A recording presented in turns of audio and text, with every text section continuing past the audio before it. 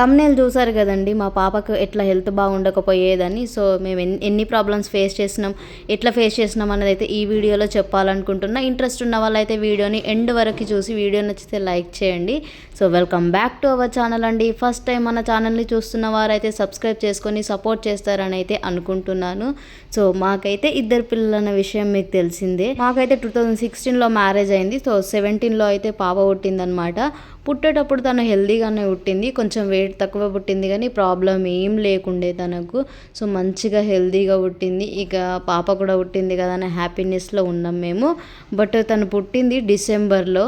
So December, జనవరి, ఫిబ్రవరి ఇదంతా చలి ఉంటుంది కాబట్టి పుట్టిన 3 monthsకి తనకైతే దమ్ము, దగ్గు, జలుబు ఇట్లాంటివి స్టార్ట్ అయినాయి అనమాట. సో ఏ డాక్టర్ దగ్గరికి తీసుకెళ్ళినా ప్రతి డాక్టర్ అనేవాళ్ళు చిన్న పిల్లలో ఇలాంటివి కామన్గా ఉంటాయి, ప్రాబ్లం ఏం లేదు, హెల్దీగా ఉంది పాప అని చెప్పేవాళ్ళు. సో మేము 3-4 months వరకు అయితే మహారాష్ట్రలోనే ఉన్నాం. తర్వాత అయితే మంచిర్యాలకు వచ్చినాం అనమాట.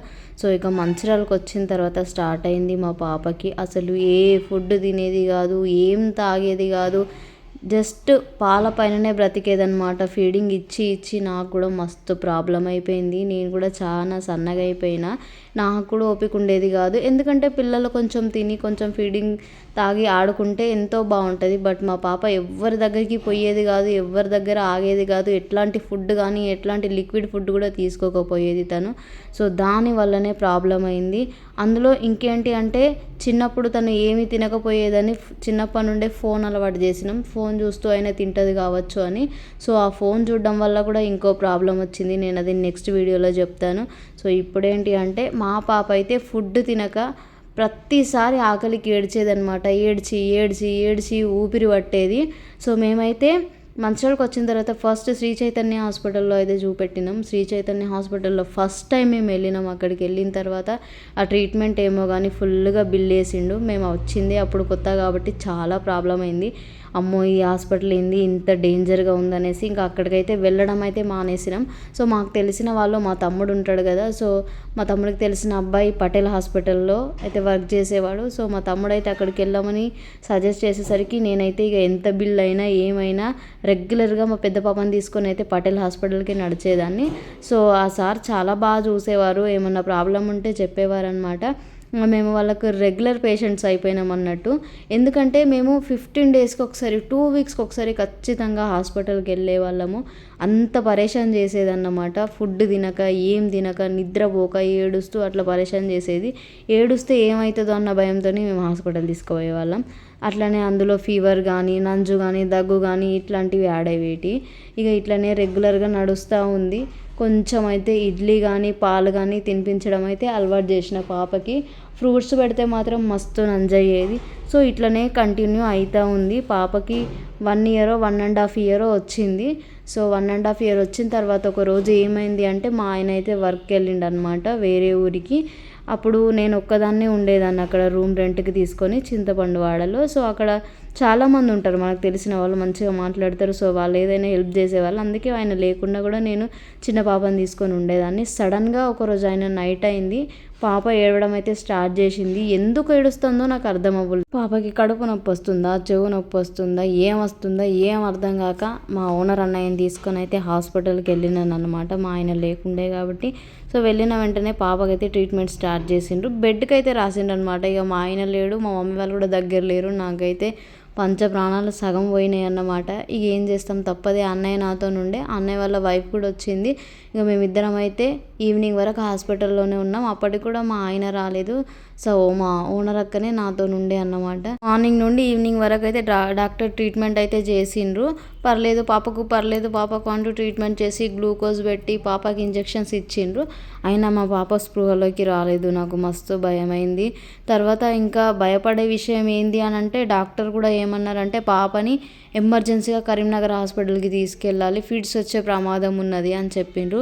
ఎంతో పెద్ద ప్రాబ్లం ఫేస్ చేసి ఆ డాక్టరే అట్లా చెప్తే నాకైతే ఇక ఏం చేయాలనో అర్థం కాక ఏడ్చుడు స్టార్ట్ చేసిన. పాప మా అక్క నాతో నుండి ధైర్యం చెప్పింది, ఏం కాదు తీసుకుపోవచ్చు, మాకు తెలిసిన వాళ్ళ కారు ఉంది, కిరాయి మాట్లాడిస్తాను తీసుకెళ్ళొచ్చు అని.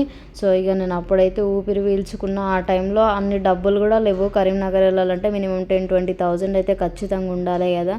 సో అన్నీ అయితే లేకుండే, జస్ట్ 5,000 రూపీస్ ఉంటే దగ్గరికి ఉన్న ఏటీఎంకి వెళ్ళి అయితే అక్క డబ్బులు తీసుకొచ్చింది. అక్క అంటే మాకు తిరుమల అక్క అని ఓనర్ అక్క ఉండేదన్నమాట. సో ఆ అక్కనే బ్యాగ్లో బట్టలు కూడా సర్దేసింది. ఆ అక్కనే కారు కూడా మాట్లాడిచ్చింది అనమాట వాళ్ళకి తెలిసిన వాళ్ళతో. సో ఇక 2 అవర్స్లో వెళ్ళాలన్నారు కాబట్టి ఇక 2 అవర్స్ తర్వాత మా ఆయన కూడా వచ్చిండు పనుదులు పెట్టుకొని. ఎందుకంటే నేను ఒక్కదాన్ని వెళ్ళలేను కాబట్టి.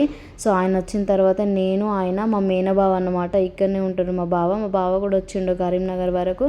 సో వెళ్ళి వెంటనే పాపని అడ్మిట్ చేసిన తర్వాత మేము వెళ్ళే వరకే చాలా నైట్ అయిపోయింది. డాక్టర్ వస్తాడో రాడో, ఇట్లా చేసిర్రా దేవుడా అని పాపం మా ఆయన నేను ఇద్దరం ఏడ్చుకుంటానే వెళ్ళినాము. ఎందుకంటే పాప స్పృహలో లేదు, పాలిస్తే పాలు తాగుడు లేదు, లేపితే లేవలేదు, కూర్చోలేదు, ఏడవలేదు, ఏం లేదు. ఇంకా ప్రాణాలు ఎక్కడుంటాయి చెప్పండి. మా ఆయన అయితే ఫస్ట్ డీలా పడిపోయిండు. అక్కడ నుంచి ఇక్కడ వరకు పాపని నేనే పట్టుకున్నా. మా ఆయన ఏడవడంతో సరిపోయింది. మా ఆయన ఏడవడం నేను ఫస్ట్ టైం చూసిన మా పాపకి హెల్త్ బాగాలేనప్పుడే. సో ఇక వెళ్ళిన తర్వాత అయితే అక్కడ డాక్టర్ అయితే లేరు, కానీ పాప సిచ్యువేషన్ చూసి అయితే చూడ్డానికైతే వచ్చిండనమాట. వచ్చిన తర్వాత మేమిద్దరం, మా ఆయన నేను హాస్పిటల్లోనే ఉన్నాం. మా బావ అయితే రిటర్న్ వచ్చేసిండు. ఇక తర్వాత మా అమ్మమ్మ, మా మామయ్య, మా పెద్ద మామయ్య కూడా వచ్చిండు.